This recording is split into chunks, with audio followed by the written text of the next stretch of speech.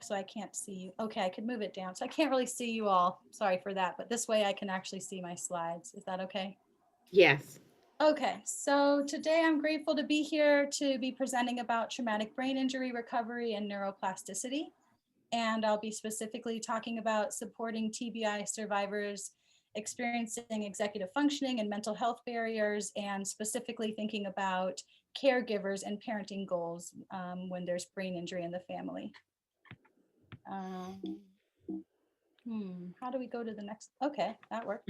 So yeah, here is kind of like a visual. I always really appreciate Maria's opening of her presentations with visuals and kind of allowing us to allow ourselves to kind of step back and maybe not only be stimulated by the words on the PowerPoint, but allow ourselves to just be thinking about the somatics of the brain and mental health and especially when brain injury is involved.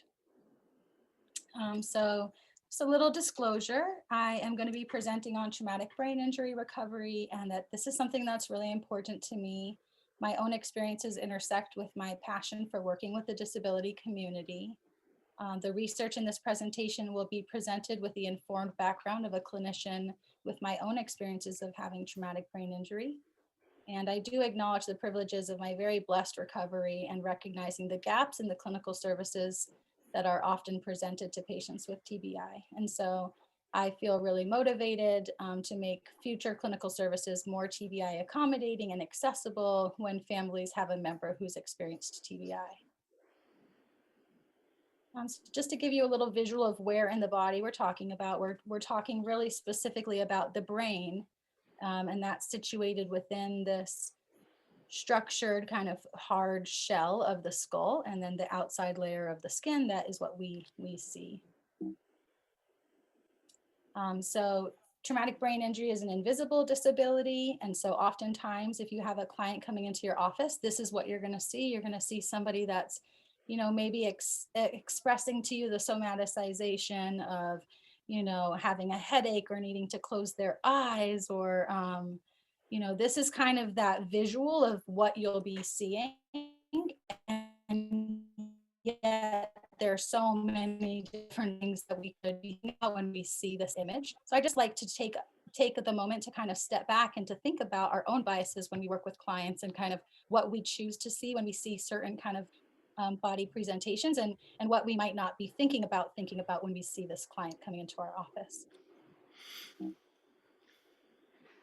And then on the other side, when clients with TBI come to a medical doctor's office, sorry for like the trigger warning of some of the images, do definitely understand that it's could be kind of a lot to think about. But yeah, this is kind of more the face of what a medical provider will see when they are, you know, presented with a client with brain injury, or at least at the early onset of the injury.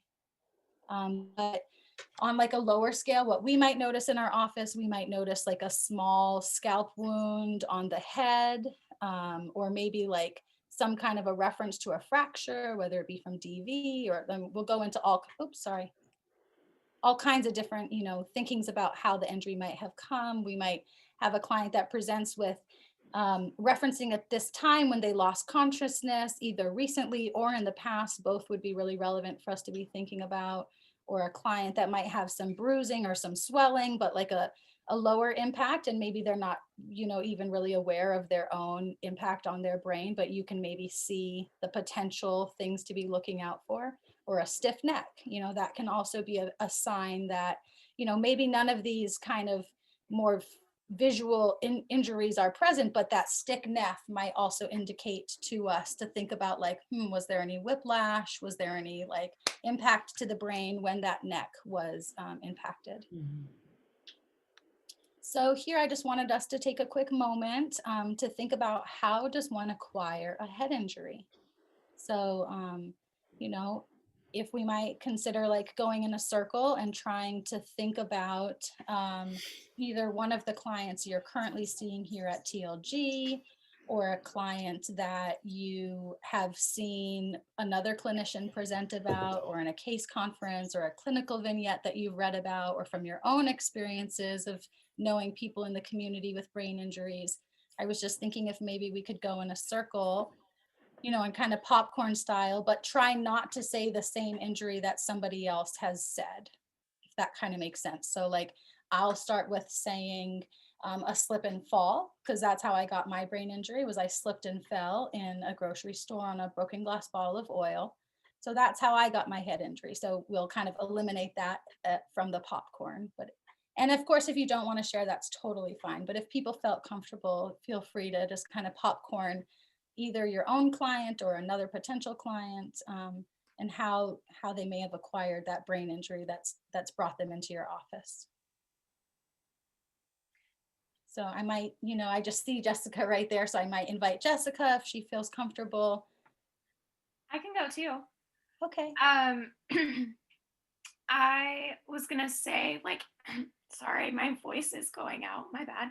I was gonna say, heading the ball in soccer or accidentally hitting somebody in the head in soccer with your own head because you're trying Right. to head a So ball. like a sports injury.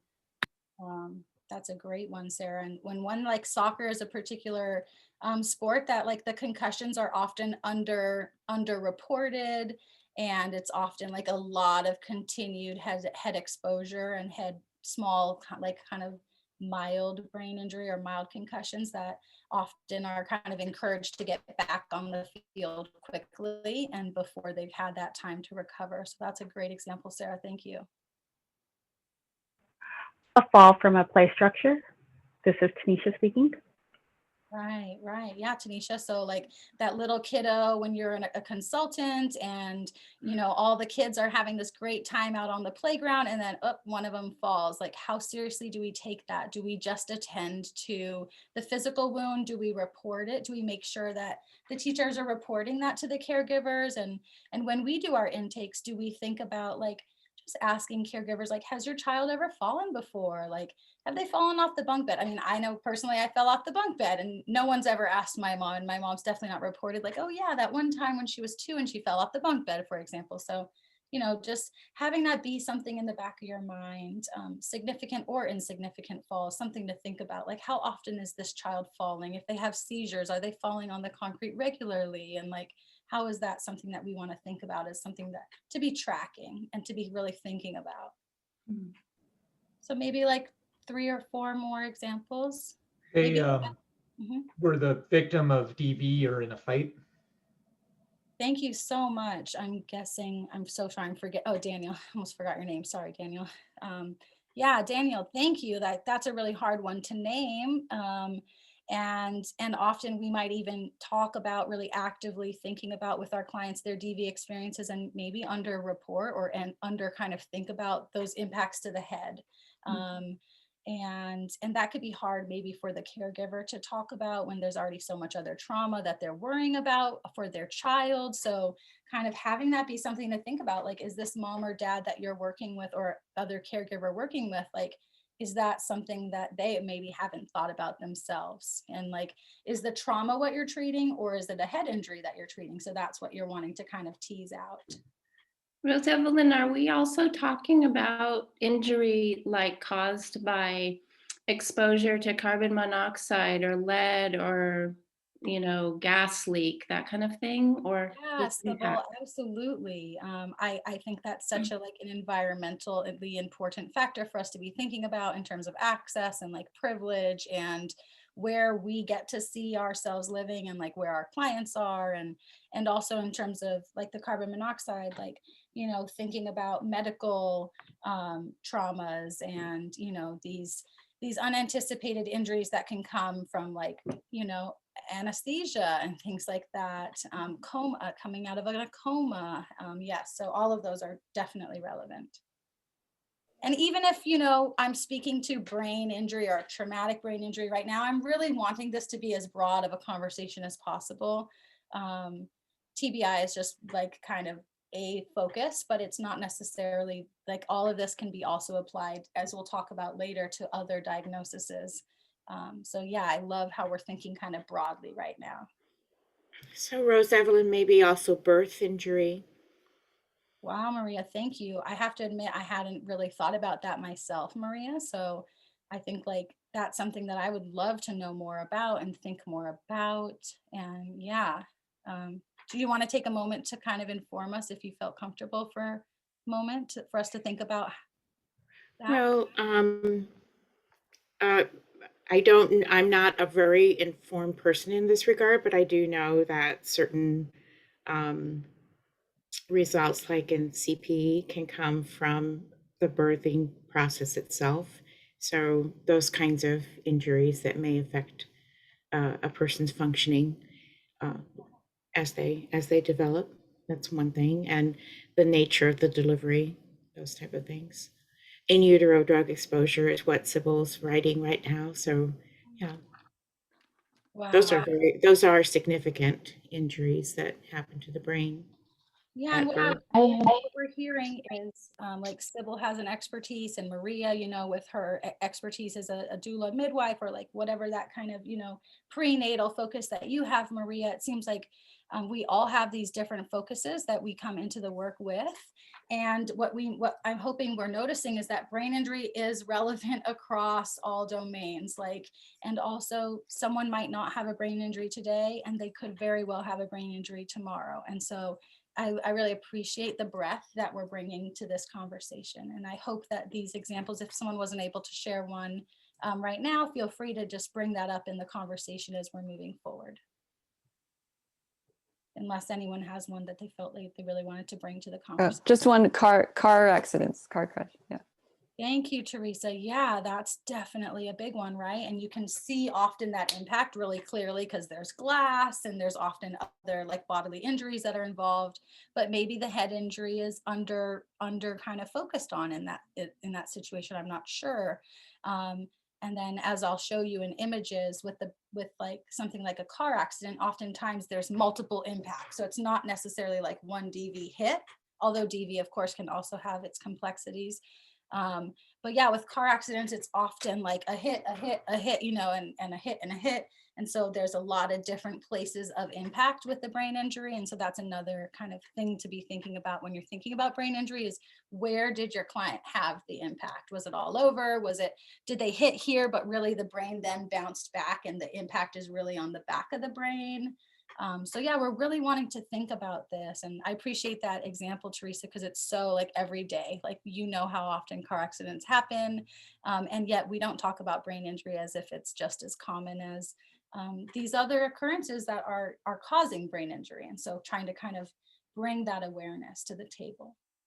So I'll just move forward with a couple other examples, like community violence, gun wounds, falling at work, soccer, like Sarah mentioned, like Teresa mentioned, a car accident. Yeah, again, getting kind of hurt on the job, the bike accident. I think I'm very involved in the brain injury community, and it was surprising for me to realize and to hold how many people are just devastatingly impacted by bike accidents and also by pedestrian accidents where they get hit. So yeah, those everyday kind of activities that we deem as relatively safe when this woman doesn't have the helmet, that impact can just be so devastating. And so, even if it's a small intervention, like helping remind our kids when they're learning to ride a bike, that ritual of wearing the helmet is something that's protecting their safe body, and that it's not just this kind of, inconvenience, but it's really like a tool to keep them well moving forward as they engage in these kind of more physical sports that we want them to, how to be safe in that practice. So yeah, statistically, suicide accounts for about 1%, 11% with assaults, like Daniel mentioned, 19% struck by objects, like Sarah mentioned, with the sports. Teresa, you've got those motor accidents right here, other at 21%, and then someone like me who slipped and fell, we've got at 28%. So most common is that slip and fall, or any kind of like fall, right? And I think we hear about people falling all the time, but do we follow up with like, how's your head? That's something that we might want to be thinking about. So here I'm sorry that it's not so clear, but I just wanted to to put a visual into what I was mentioning earlier around like that, it's often unidentified where the impact is in the brain, and oftentimes it's across the brain. But if it's not, that's also something for us to be thinking about, is like, where is that impact? And if we think it's at the back or at the front, but then there's like a whip back after, like, is it also back here? I just wanted to kind of give us that visual to be thinking about. You know, here we have our prefrontal cortex that's really different functioning than we have back here. So yeah, how is our brain functioning going to be impacted depending on where the injury of the client is? So yeah, again, just trying to give us that visual, like when they hit their head here, this whole area is impacted, right? When they hit their head here, this whole area is really impacted. And that's just what we can see maybe in the bleed. Maybe that's all that we can really identify in our visual, but we've got to assume that there's been some jiggling and some shaking over here as well. So yeah, more visual here. You can see like if there's a brain bleed, or in my case, I had a brain tumor. So that might be like how you might identify it. But until they diagnosed the brain tumor, they didn't diagnose the traumatic brain injury. And so, you know, that's something to think about. Like, do you really need an MRI to show you that tumor right there to think that there's a brain injury? Or can we be noticing those more subtle clues earlier on? So this is a checklist that I find to be really helpful when I'm talking with clients with brain injury, because so often I'll put it into the next slide. These symptoms are like kind of everyday symptoms. You might not think like, oh, head injury when you see 5 of these symptoms together. So I wanted to just kind of normalize what the breadth of the symptoms can include. So with intellect, we're looking at memory challenges, concentration, attention, distractibility, misplacing and tracking, challenges with, these are all like kind of executive functioning, which is what I was initially going to do my presentation on, but I shifted into more of a clinical lens because I think that Sherry did a really nice job presenting already on ID and those kind of executive functioning skills. But it would have been worth it to go back and do a whole nother training just on how to think about executive functioning and kind of how to cater to that accommodation in the same way we do with ID. So yeah, things like mental rigidity, challenges with sequencing, with processing, with starting and initiating, with handling school, with having to check in with what you do and feeling worrisome and having diminished insight, kind of mental rigidity. With mood, you might notice some mood swings. Your client might be presenting like shouting more than you would have expected, or throwing things, temper outbursts. Physiological, you're going to notice like that headache, that sensitivity to sound or touch, easily fatigued. You might notice more like physiological, like they don't have that strength that they used to have, appetite disturbance, sleep disturbance, waking at night, can't go to sleep. So you're noticing it's like, that's a lot of the symptoms that we talk about with mental health, right? And so you got to start thinking, what are we not also paying attention to in the picture? Oops. So this is just the bottom half of the thing. So we'll start here with psychological. So agitation, irritation, easily startled, feelings of paranoia. Of course, all of our clients don't need to have all of these symptoms to have TBI. And with someone like me who's had multiple brain injuries, I can attest to the fact that some injuries have some symptoms and some injuries have different symptoms. And so it's also kind of tracking with your client where they are in their symptoms and like, yeah, etc. So yeah, feeling like the inept or worthlessness, like everything's a big effort, that you're not appreciated in your difficulties. If you see a client that's starting to withdraw or engage in more social isolation than you feel their personality might have been called to previously, these are the things you want to be thinking about.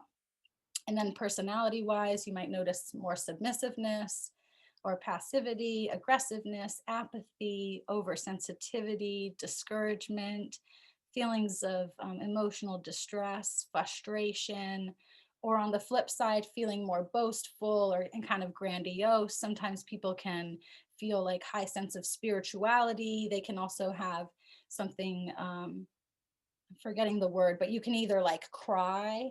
I can't remember the word, I'm really sorry, but you can often like cry more than usual or laugh more than usual. So you're seeing that it can present both as more of like overly positive and also overly distressed. So you're wanting to kind of notice both.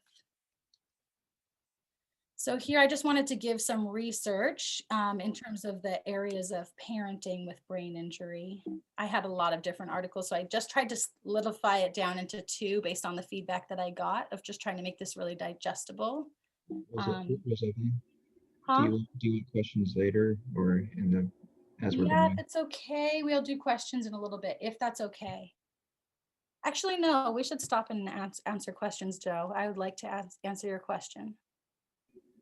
It's really okay if you want to wait. I was just No, I think this is a great time to answer some questions. okay. I was just the symptom checklist is striking, and I'm wondering like it seems like I'm wondering if like the majority of traumatic brain injuries are going to be like frontal cortex stuff, just given how much of that had to do with like emotion regulation and executive function. And then just more generally, I'm wondering like, do certain clusters of these symptoms like go with the areas of the brain that are actually being injured? So I want to definitely name like that we have different experts in the room. I know Sybil knows a lot about this. A lot of different I'm just people know a lot of different expertise. And I don't have the time in this limited presentation to go into as much as I know. And I know there's so much knowledge here, but because I'm really trying to get into that parenting piece, I'm going to ask if it's okay to keep moving forward. But for you to hold, Joe, that it is complex, right? And there is a lot of emotional layers of overlap.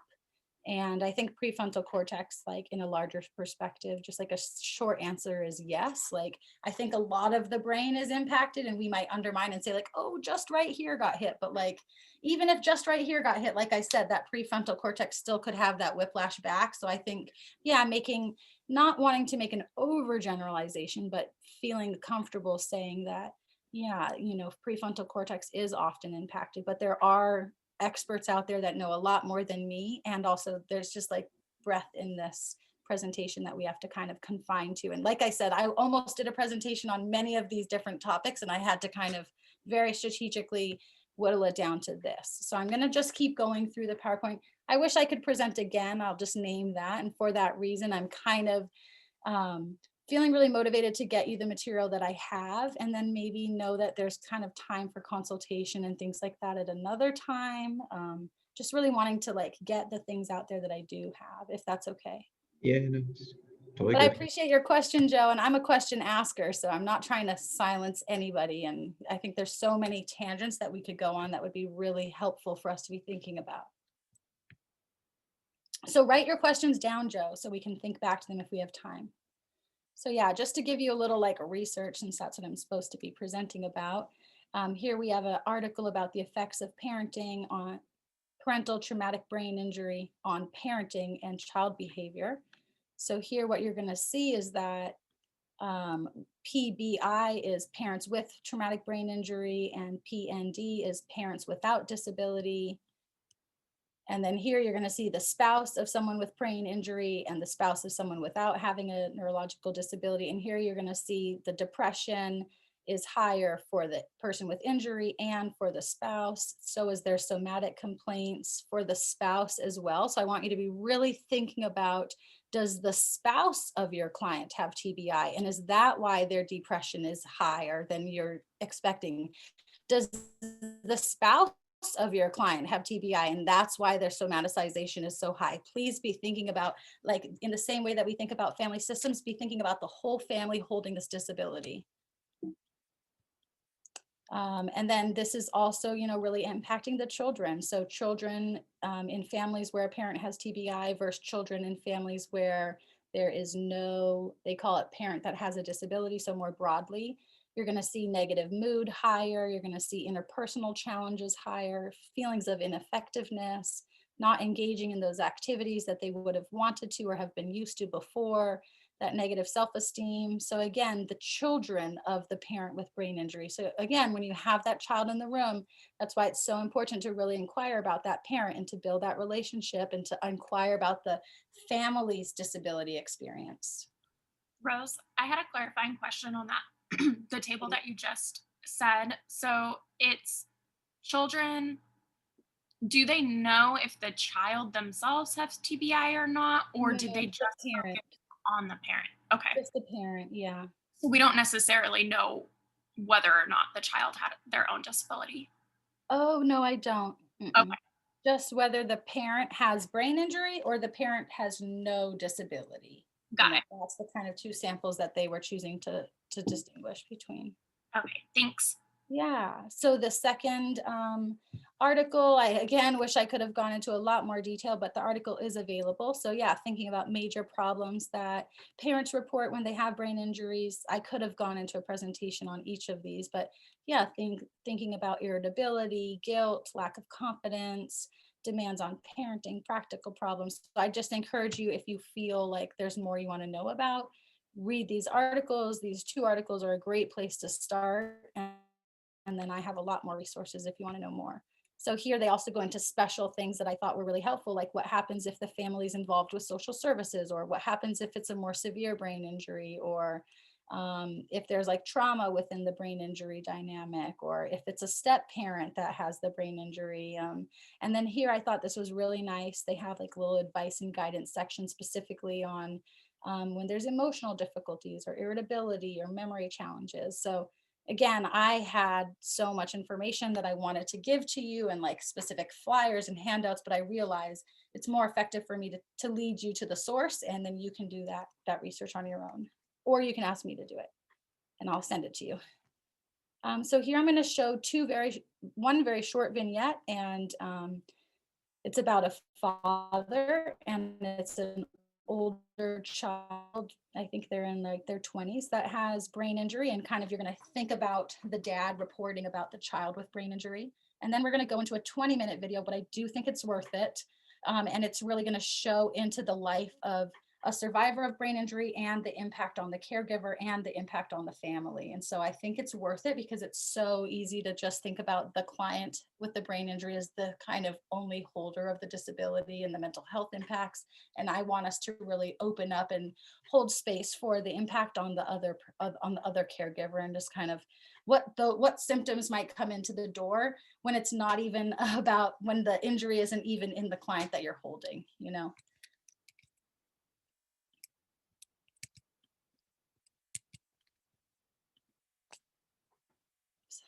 Sorry for my presentation moments. To play. Stefan had vision loss and major memory loss. Before the accident, he spoke several languages. Now, he didn't even know what a knife and fork was. Across 7 years, he slowly regained function. I guess if I knew what I struggle with now, I could tell you. But if I don't know, then it's hard to say. But it's sort of, it's a lot is in the social side. I can see what I'm seeing, I can hear what I'm hearing, and I'm not sure how I should react, if I should frown or should still smile. ACC support is ongoing. Stefan's occupational therapy is designed to reprogram his brain. That's that neuroplasticity piece that I'm a big believer in. I'm not sure what would happen had we not been covered by ACC, because there's just a whole lot of stuff that they took care of. It's like a process that's happening in terms of rehabilitation that just swings into play, and it provides kind of a structure and a way forward. Support has been crucial for Stefan's recovery and essential for John's peace of mind. One of the things that happens when ACCs become involved and other people, they get other people helping as well, is that you feel like you're part of a team. You know, it's less pressure of being on your own, trying to deal with things that at the end of the day, you don't know what you're dealing with. You know, we're parents, we're not neuropsychologists or whatever. Stefan's progress has astounded his medical team and his ACC case managers. And yet Stefan's future is still uncertain. Stefan would probably say, oh no, things are good, but I mean, the fact that he's living here at home and not doing anything like what he was before and working, etc., is sort of an indication that some of these aspects of planning and motivation, initiating some of the social skills, empathy, the way he connects, etc. These things, although they're subtle, are fundamentally important in the way he lives his life, and that's our challenge area. Put those bits away here.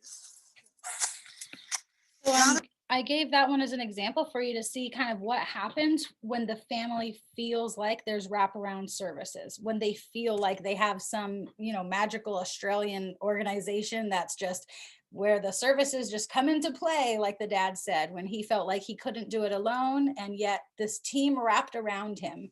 And that's really what we're trying to do it Through the Looking Glass, is to be that support service wrap around. And I think that that's really what our clients need. And otherwise they can get very easily kind of stuck in we don't know what to do, right? And even the client felt like they could barely communicate their own experience, their own symptoms. So yeah, how important it is to wrap around those like professional services. So now we're going to go into the next vignette for about 20 minutes, and then we'll go maybe 10 minutes into slides, and then we'll talk.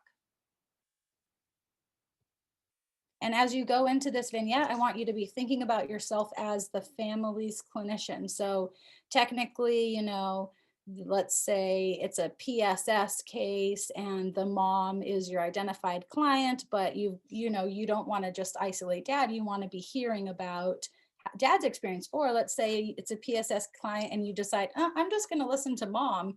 What are you missing by not hearing about dad? Or let's say it's this younger child that you get referred by, and it's not even the mom. And let's say maybe the child has speech delays, since mom has speech delays. And maybe you over focus on wrapping support around that speech, and you miss mom and you miss dad. So kind of, I want you to be thinking about how are you, and that's what your consultation questions that we're going to be asking afterwards are like, what are strengths that you're seeing? What are moments of ins that you're noticing? What are interventions that you would recommend? And then finally, what are accommodations that you'd want to make for this family, knowing that you need to see them weekly, ideally?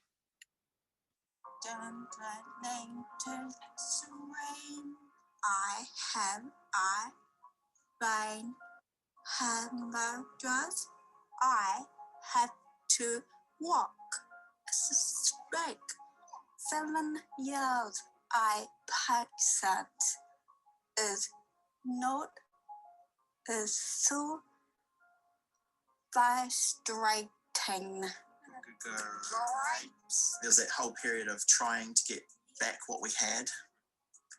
Jo with her career and me just trying to find that happy life again. You have a good day.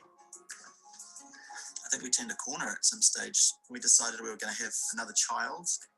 We went from the old normal to what's the new normal, and how can life be the best we can make it. This is them now. I think this is New Zealand, I think is what it's saying down there. Do you want to introduce yourself, or? Yes, I am no. Sorry. You do. Yeah. You go. Do what you can. My name is Joanne Scott. Nice. Yeah. I'm her husband, Leon Burt. Connor is 7. Alan is 1. Tom, Kate, please. I have been hangovers a.m. That was in 2013. Yeah. In July 2013. So Yeah. we're nearly, how many years past it? 7 years. Yeah. Nearly 7 years. It's been quite an interesting journey over that time. I've been through some difficult times with mental health as well. That's what you really There's wanted been to a lot hear of and hone in on. impact on the whole family, really.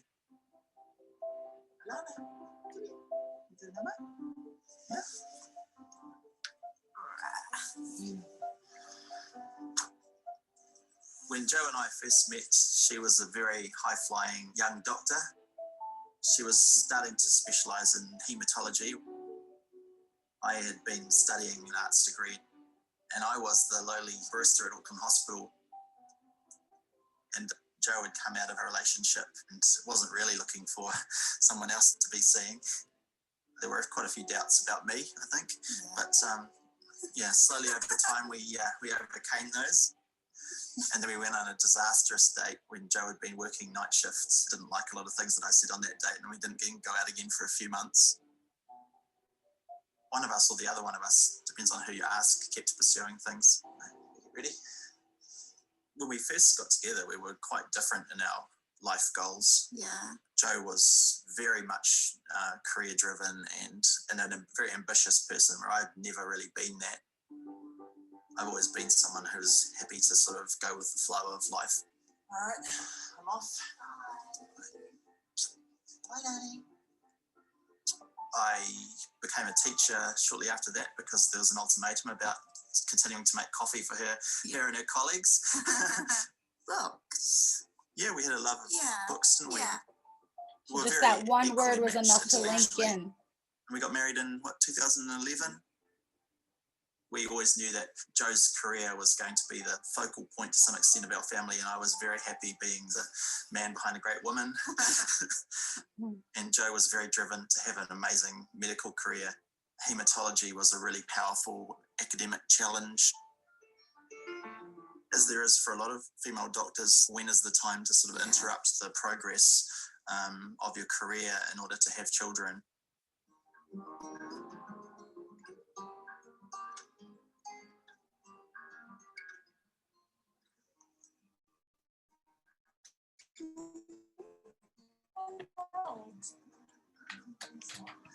Yeah, little sleep on me.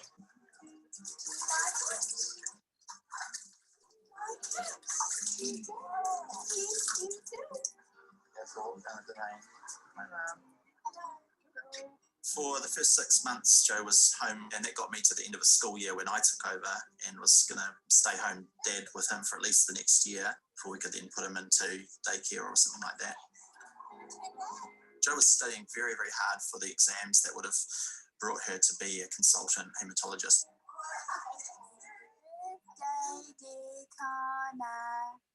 Happy birthday to you. It's your birthday. It's your birthday.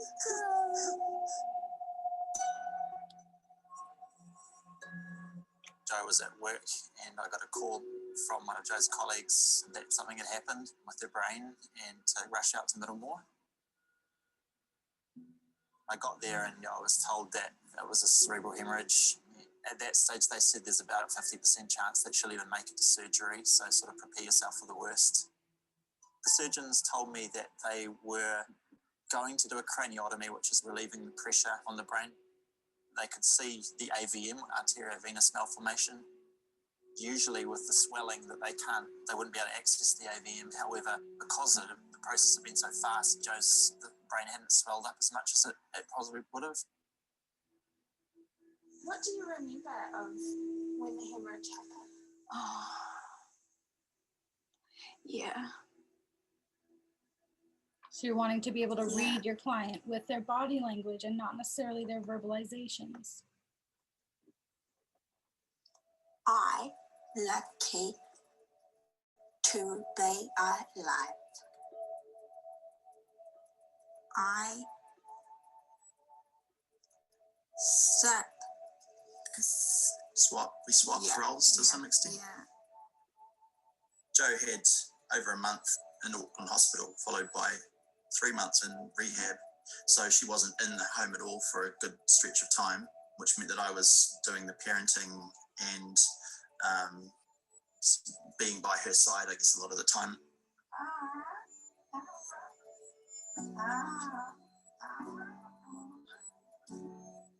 Every day with Connor, I'd take him over to see her in rehab or in hospital. But then 6 months after that, I had to go back to work, and Joe became the sort of stay-home parent, but Joe wasn't really able to do a lot at that stage. And epilepsy kicked in at 6 months, post-cerebral hemorrhage as well. So we were really scared all of a sudden that Joe was going to be at home with Connor and likely to have fits. we put him into daycare full time. But Jo used to go up there with him, so she still got to do a lot of the mothering things. Good day. So I'm going to skip forward now to kind of toward the end where you can start seeing kind of progress with time. It gets really stressful on dad, you know, taking on now being the sole provider, and mom having her challenges with caregiving, and then mom trying to go back to work and really grieving not being able to go back to being a doctor. So we're just going to kind of skip over that, knowing that you can go back and watch this again. But I'm wanting to fast forward in time so that we can also be thinking about the dad in this situation, and or the other caregiver, and kind of what might come into your room, like the symptom that might get into the office. Yeah, we felt like you had a good shot at it, eh? Yeah, I tried my best. Oh, absolutely. Yeah. No one could ever accuse Jo of not giving everything she had to try and get back that the hematological career. But is gone.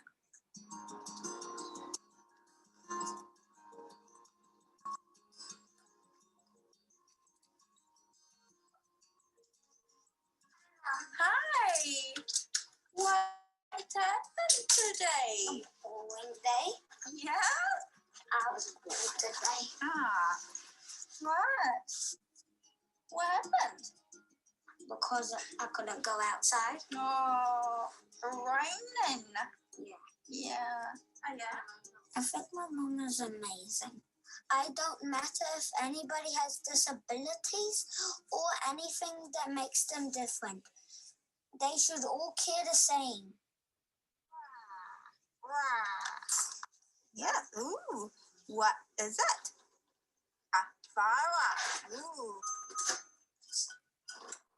Cerebral hemorrhage didn't just change her completely, it changed me completely as well. And I had these really strong goals of protecting Connor and supporting Jo. And I think that lasted probably about a year and a half. Even though I was physically tired, I sort of had the ability to keep going. And for me, psychologically, that started to manifest in some pretty unhealthy ways. I kind of crashed. I found it pretty hard to keep pushing. Yeah, buddy. It coincided with when Connor was about 2.5. The terrible twos were in full force. I really started to crumble at about that point. Doing typical child things made it difficult to change him. He was problematic at night time, and I started to really struggle with coping. So now this child might come in the office too. Tumbling down for me. I pretty quickly slipped into a form of depression that I wouldn't have ever expected of myself. I was unhappy a lot. I was crying. I had days when I felt like I didn't want to get out of bed, even though I continued to do that. That was the spilling over of years of this ridiculous stress from it all. Began to come out in pretty unhappy ways at that stage. I would scream. I would have been physically very scary, intimidating. And it had just boiled over. I'd never been a person who had anger like that before. Run on Connor's naughty door. Yes. All day. Saying Connor's a naughty boy all day. I would say to you, I can't do this. I've got to hide now. I just got to shut the bedroom door. I would slam the bedroom door and stay in there and put a pillow over my head and I'd hear Connor still screaming and being difficult in the evening. And I just knew I couldn't go out there because I was going to lose it. I on that tour. I knew the patient. Yes. I said him to walk it off. The person is right. Is sad.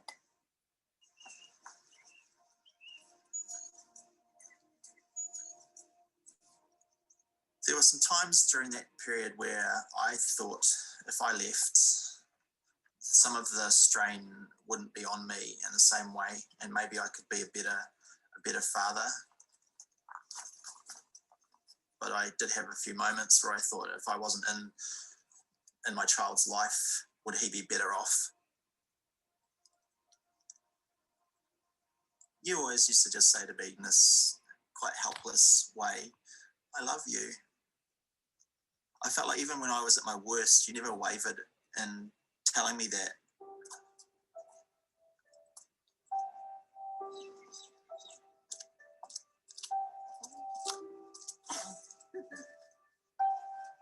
I started having psychotherapy. I went on to medication, but I learned some coping mechanisms. I would hide in my room and go for a walk. I'm someone who's always been really big on commitment as well, and I thought I'd made this really strong commitment. And once I was on antidepressants, I felt like I could keep going and handle it. Maybe it settled down a little bit. Plus, by the time Connor was about 4, he started to get a bit easier to manage, which helped, didn't it? It's been about a week since they introduced these candygrams. I'm getting a little concerned I haven't gotten one yet. It's really hard life for him, I guess. He's probably having a struggling, frustrating life. And that makes me sad sometimes. I watched the Slurples a few times, but I had no idea what was going on. There's some ups and there's some downs. Didn't I sometimes do board games, trampoline and other stuff? Nearly the crust of pizza out of the trash can if you give them a quarter. Connor, do you want Weet-Bix or porridge this morning? Porridge, please. Oh, yeah. I used to want my life back, but it's gone. But I want to have a neighbor baby. Yeah. I think I wasn't psychologically strong enough to kind of deal with supporting another human being. So Joe desperately wanted to do that, but it took me a few years to feel like I could handle it. Really. No. It was a little bit. It wasn't once you kind of completely abandoned realised that you weren't going to be able to do the hematology. We were started thinking about it more seriously, didn't we? Yeah. All that communication between When we them. decided we wanted to have another baby, I had already approached our GP just to make sure that it wasn't going to have an effect on her brain. I needed that to feel secure, and then that I wasn't going to lose my wife by trying to have another baby. We accessed a lot of services with a high risk pregnancy unit at Auckland that made the pregnancy so easy. But we had lots of scans. We were, I guess, with the high risk pregnancy unit, we were having constant ability to kind of have scans and things, weren't we? There's no perfect timing for things, and that some of the things I was worried about, especially with having Alana, I was completely wrong about, and some of my fears were completely unfounded.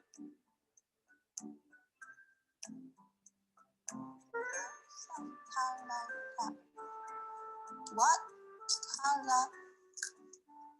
Oh, yes. Yeah. Once we realised that Joe's inability to speak wasn't going to stop us having a good family and a great life in different ways, we could kind of get on with it a little bit more. Alana doesn't know any different, does she? Alana's speech development has been slower than Connor's was at a similar age, but that could just be one child to the next. But she loves her mum. She loves you so much. Connor and Alana is right. Being a parent? Yeah. Connor's helps me. Alana's and Connor's shops. Helps you at shops and things? Yeah. His speech has gone a bit wonky. I sometimes have to translate. Because I'm the best person that understands in the whole entire world.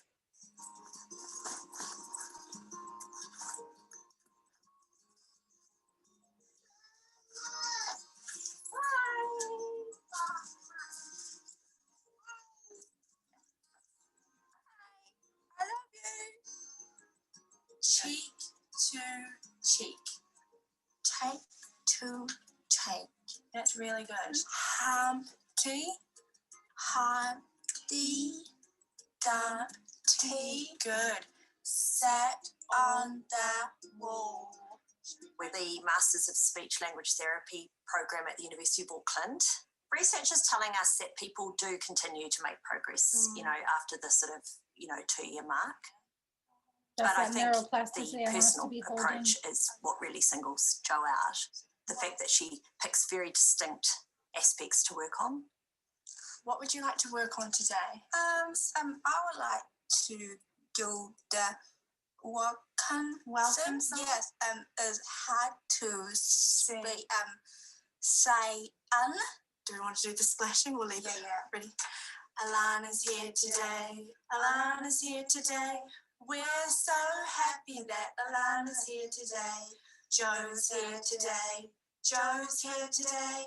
We're so happy that Joe's here today. There's nothing wrong with Joe's thinking, and people with aphasia, they're perfectly intelligent people. It's just the getting of those words out. Very frustrating because all those thoughts and opinions and the rich, aspects of language is still in there. It's just getting it out. You get the same presentation in writing as you do in speech, where it's hard for them to get the exact words. Eyes in the water.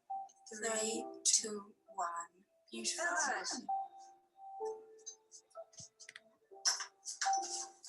Just a few more minutes, but I hope we're just continuing to hold that whole family and the progress that we're witnessing. Solana said is 6 months. Yeah, she hasn't heard you doing that well in 6 speech months. Yeah, you've been great today. Yeah. You know why? I don't know. Not sure. Because I heard you say when you were talking about Lana before, and you said ringmaster, and I was like, where does that word come from? It's not one you practiced. It just came out. Yeah. Do you think you're less embarrassed? Like, do you think it was embarrassing, or No. you're still embarrassed? You No. Oh, you never felt embarrassed by it. It's not your fault. Yeah. Yeah. Right. Yeah. It's funny because I'm not embarrassed about the depression stuff either. I think I just own them, eh? I do have despise. You still don't sound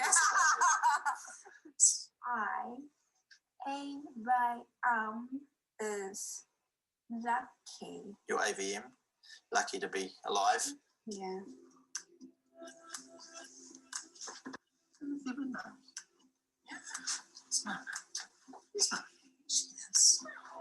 How can we not be thankful for where we are now when we've got these amazing kids and each other still? Through all of this, I think I've come to think about the concept of disability and ability in a different kind of way. What Jo went through, it affects some parts of her life, and other parts of her life, like family life, can absolutely flourish. Uncle Gary told me the best way to get a girl's attention is by making yourself look unavailable. You don't want to hear this. I look at what I've done well through this time and value that, and acknowledge that I've got things that I'm not good at and have been hard, or not feeling like Jo's speech is going to stop her doing some really amazing things. There's still so much ability there.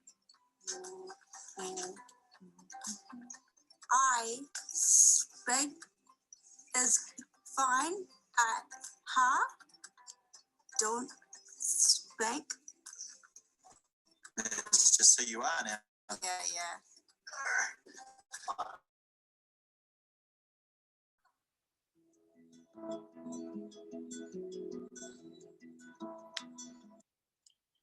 So thank you guys for immersing yourselves into that video. And I know we all have a lot of clinical vignettes ourselves, whether it be our clients or like I said, clients that we've been thinking about or hearing about from others or through our vignettes in school. But I wanted to give us one kind of vignette that we could all hold together as a consultation piece. And I tried to choose a piece that also kind of met the way that we frame and think about our clinical work through that family lens. So I wanted to open up, a little bit of a conversation together, pretending like we're a group consultant for this family and thinking about, or either of these families really, but more particularly the one with the dad and the mom together in that second clip. So things that we want to be thinking about, I've proposed some questions for us, like what are some of the strengths of the family, of the mother, of the father, of this dyad, of the children? If you were a family therapist, what were some windows into clinical treatment? How would you support mom or dad differently? How would you support the older and younger siblings? What interventions would you offer? What accommodations would you consider making? And then the one I think that's the most important for us to be thinking about is what accommodations or clinical interventions would you consider now after this presentation that you hadn't been aware of before? So it can be easy for us to think about all the things that, we're already talking about, across the board with disability and family and trauma. But what I want us to be thinking about is kind of like what's been outside of our lens. And I think that's really important as mental health providers for us to be aware of kind of the bias of our lens, and not just mental health providers, but doctors have the same kind of often challenge of thinking about what other treatments are available and what other interventions could be really beneficial. And often mental health is under kind of appreciated with brain injury. So the opportunity to get to be a clinician for someone with brain injury is really unique, and it's really a privilege and would really support their recovery in many, many ways. So I want us to be thinking about what kind of interventions and accommodations might we want to offer this family that we wouldn't have thought about yesterday if we had been asked this question. Or just in general, kind of any of those questions earlier that you'd want to share about. I think all are really relevant for us to be thinking about.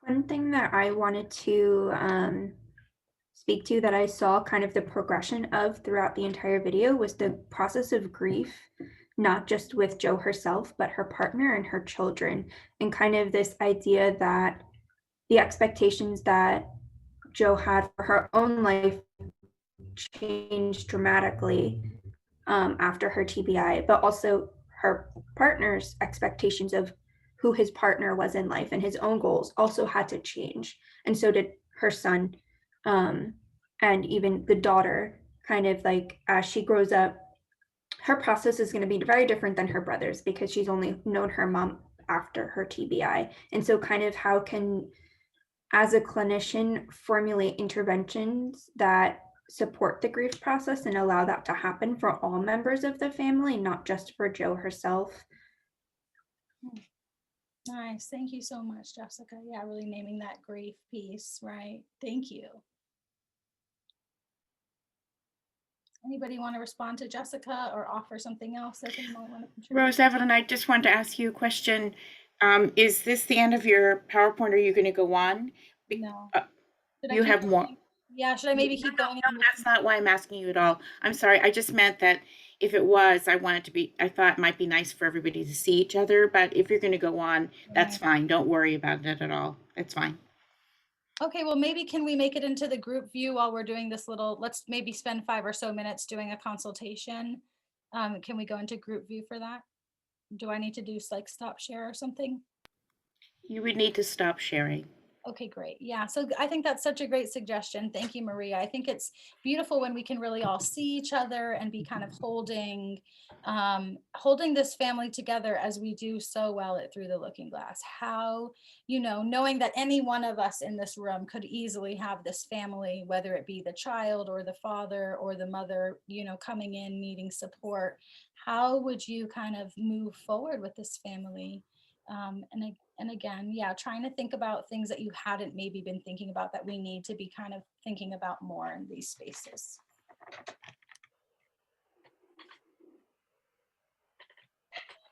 I think there's something to be said about the incredible amount of perseverance and fortitude that both of the parents have. I mean, Dad clearly had a lot of struggles, and was suffering to the point where he was considering leaving the situation altogether because he thought it would be better for everyone if he did. And, you know, to be able to kind of get through that and to be able to build a stronger foundation, like it was clear how much love there was in that family. And I think that that would be something that I would really focus on and continue to build up and point out, because that's pretty incredible and pretty remarkable. That's so beautiful what you're saying, Elizabeth. And I think given the circumstances that the family was going through, where mom wasn't remembering and dad was having to, you know, carry twice the burden and could barely keep up, it's so hard in that dynamic to slow down and to either create the memory strategies or the moment to slow down and reflect. So I think that's so beautiful, Elizabeth. That would be really helpful for them to have that affirmation and the witnessing of their resilience and their perseverance. I totally agree.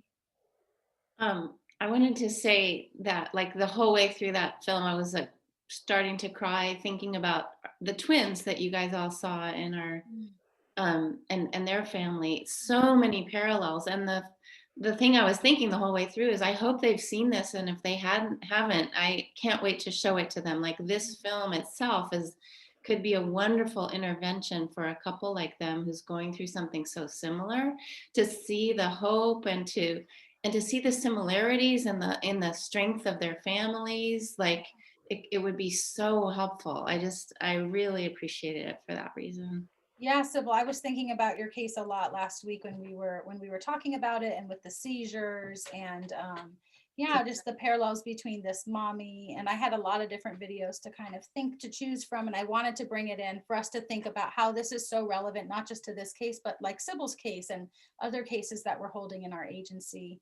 And then to kind of go further and kind of transition now into the rest of the presentation, it's going to be a lot about what Sybil mentioned around, like, creating opportunities for people with these specific diagnoses to get to connect and to bond and to learn from each other, and how important kind of support groups for the peers and also with professionals and also for the caregivers can really be. And so I think I'll take this as a little moment to segue back into a little bit more didactic, and then we'll end with some more either comments or reflections about this case that we just watched, or of course about anything else that feels relevant with your clinical work.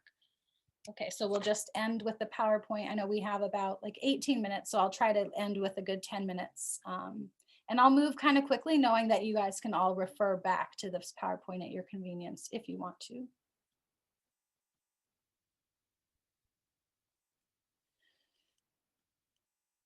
Sorry. I own kind of pieces. Okay, you could close your eyes for a moment. So yeah, we had those nice consultation questions that we'll keep thinking about. Are you all here? Did I lose you? We're here. Yes, we're here. Are you in share screen? No. No, I'm not in share screen. No. Oh, good. Okay, because I was going through my PowerPoint already. Okay, one moment. Thank you.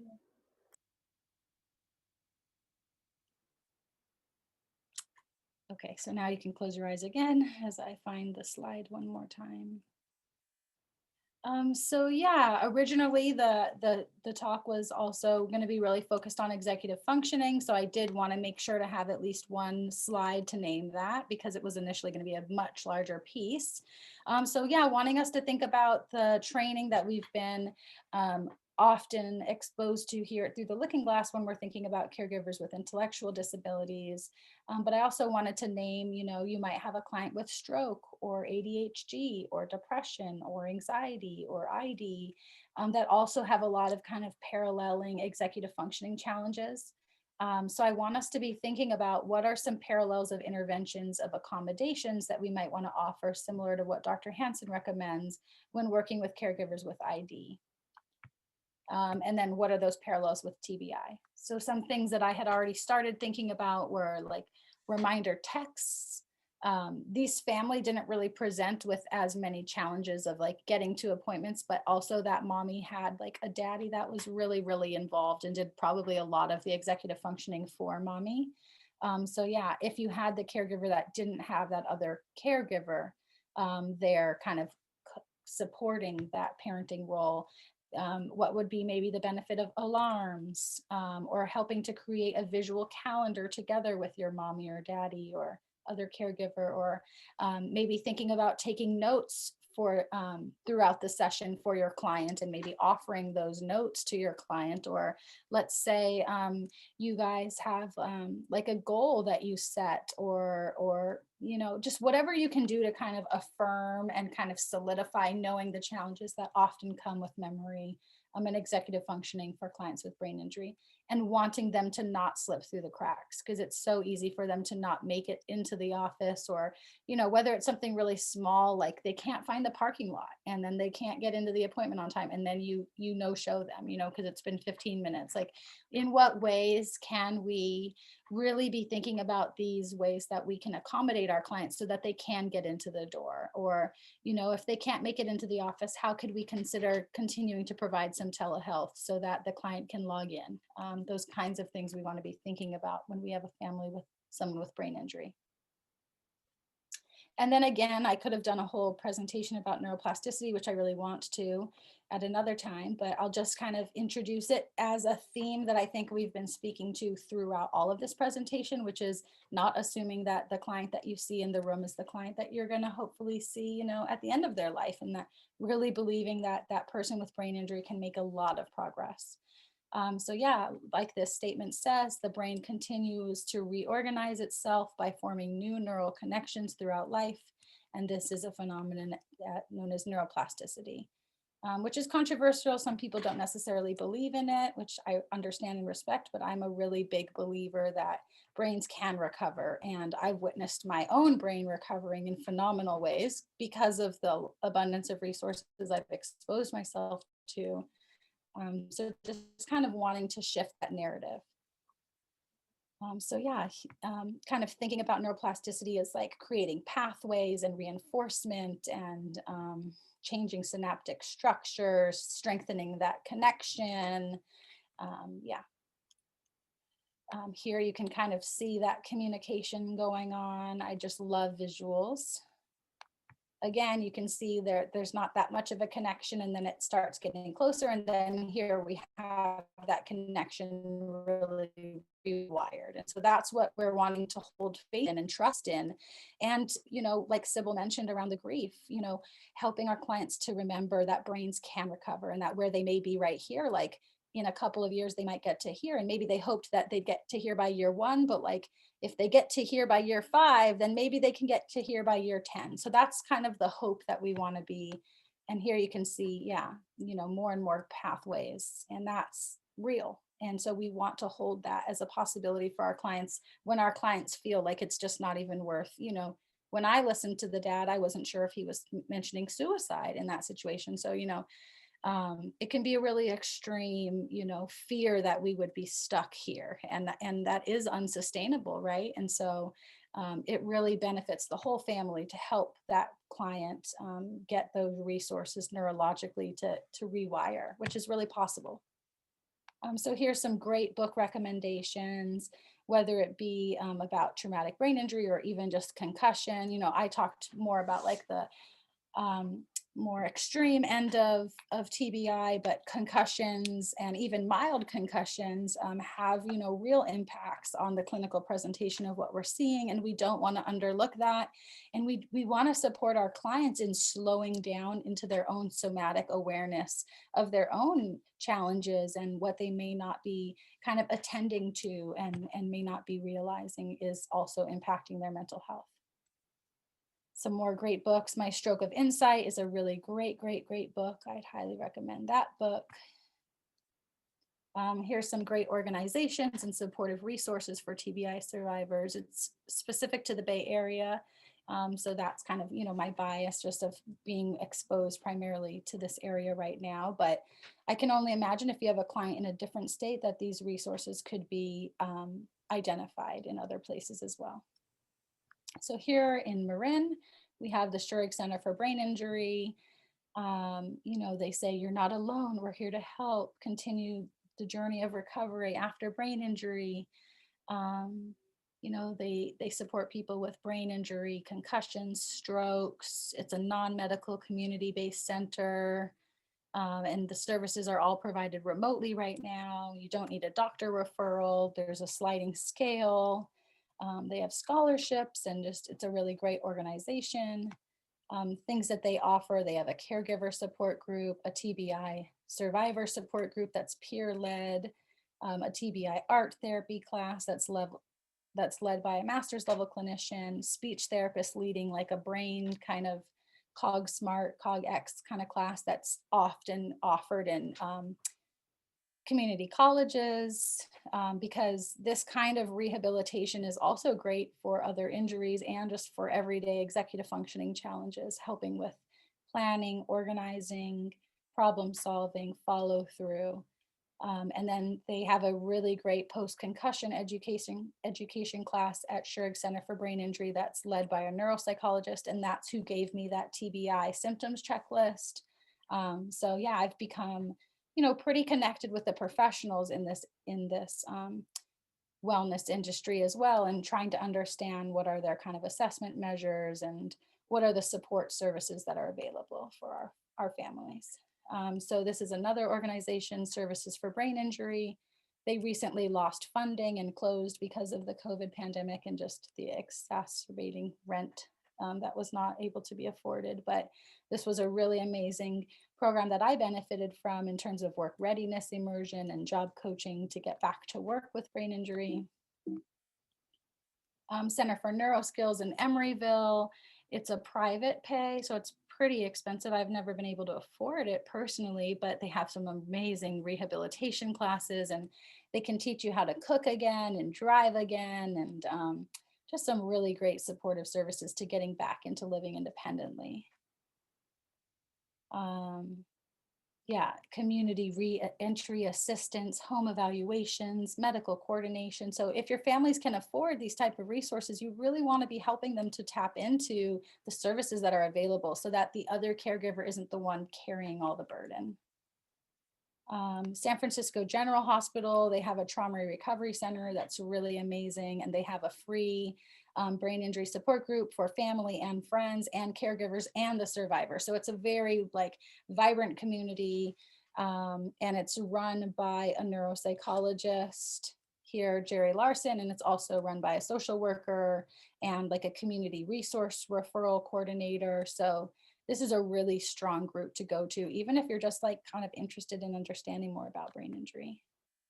And they also sent out recently their postdoc application. So, you know, that's somewhere where you could consider working in the future if you were interested, although they do require a pretty specific specialization in neuropsychology. So yeah, going back to this trauma recovery center, yeah, they have this ongoing support group that I had mentioned. St. Jude's Hospital also has a support group on Fridays and I think on Tuesdays, and yeah, so it's like pretty much every day of the week there's a group that someone with brain injury could be going to if they wanted to.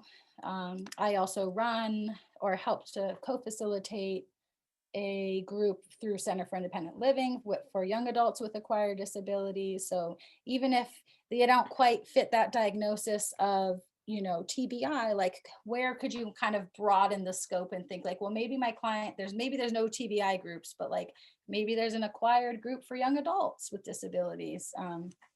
Or maybe there's not a group, and my good friend was the one that started this group because there wasn't groups for people with brain injury, and it was mostly with kind of seniors, and we wanted a group for young adults with brain injury, and so that's how this group got started. So how to kind of even think about starting a group if you have enough clients that would meet that need.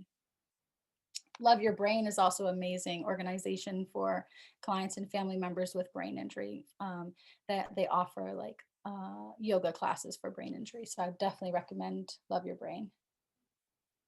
There's a resource and referral list that I can give you from SF General that has a lot of resources for people with brain injury. Department of Rehabilitation at Ed Roberts campus offers supportive services to support people with brain injury to get back to work and to contribute to the community.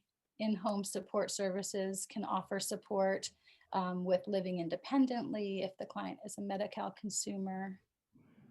Center for Independent Living has a lot of peer and professional support, again, at Ed Roberts campus. So let's say you have your client and you get to see them in the office through the looking glass. You might, just point down the hall, which I've done, and said like, hey, there's DOR right there, and hey, there's Center for Independent Living right there, and hey, there's DREDF right there, just so that your client's oriented to how close those resources are to them. So Rose Evelyn, we have about 5 minutes. I just want to let you know. So. Okay, great. So that was pretty much the end. Like I said, at the end, I just have so much more I would want to share, and happy to consult in the future, and really appreciate everyone's involvement. So thank you so much. And I am open to questions. This is movie recommendations at your leisure. So let's go back into the group format if people feel comfortable with that. I'll stop sharing. Thank you. Rose, are you gonna send out or post your presentation so that we can see the resources that you have at the end of your slides? Yeah, I'm happy to do that, Sarah. And I'm sorry, I know it's an accommodation for me to get it in advance. So I'm sorry I didn't get it out in advance myself. Oh, no, it's okay. It's not I'm a problem. definitely happy to, yes, send it out. So Rose, I just want to